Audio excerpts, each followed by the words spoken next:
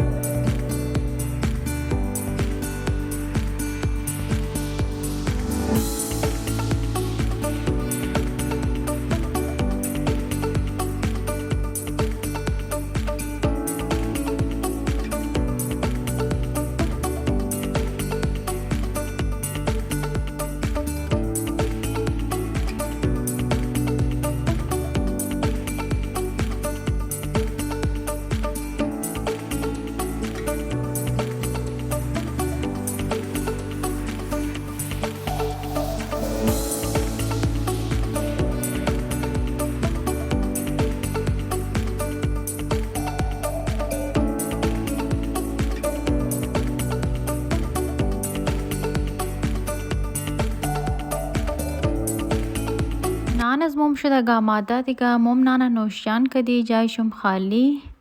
نان نوشیان کده مو دانیال برو رفتی تا پارکم ته گراوند ریزه برای هوا خوری.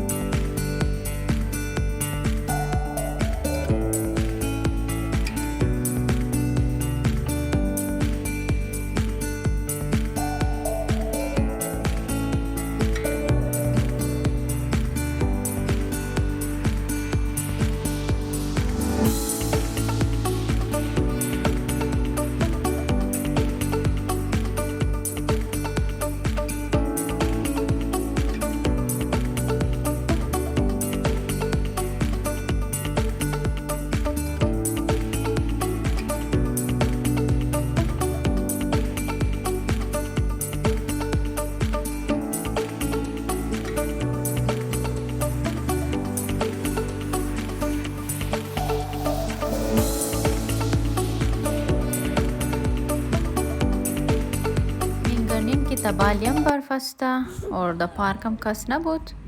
مم دیگه موتر زیاد دیر نکدی. مم دانیال را بله گاز 1 منت وریشاندم. اندن از بعد مم طرف خانه آمدی.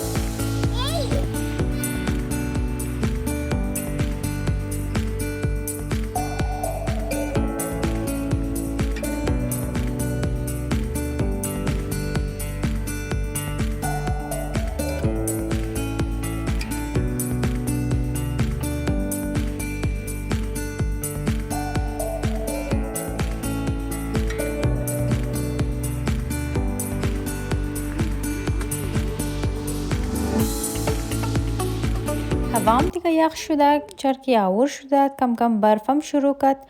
از او خاطر دیگه مام دانیال را من استرولر شخاو داده آمادی طرف خانه.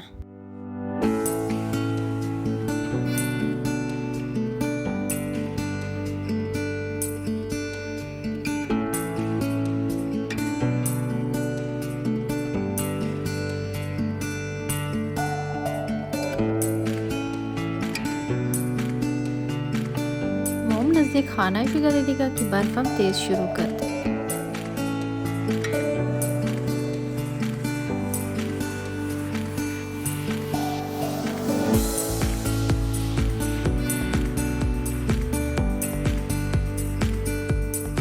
مام دیگه خانه رسیده، چینج کده کم ریست کردی.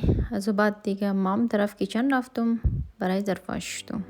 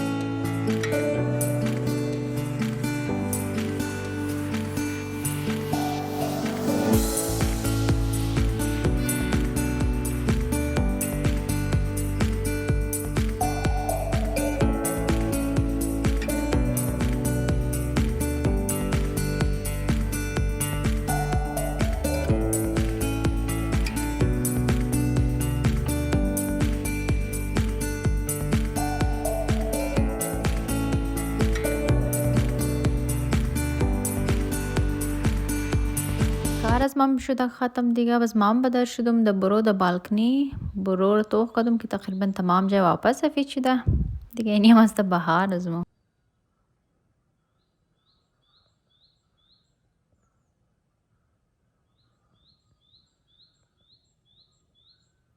تشکر از اینکه تا آخر ویدیو که از ما بودین. اگر ویدیو ما خوش آمد سابسکرایب، لایک، کامنت زیاد چم نره. من ویدیو خمینج ختم منم. خدا حافظ.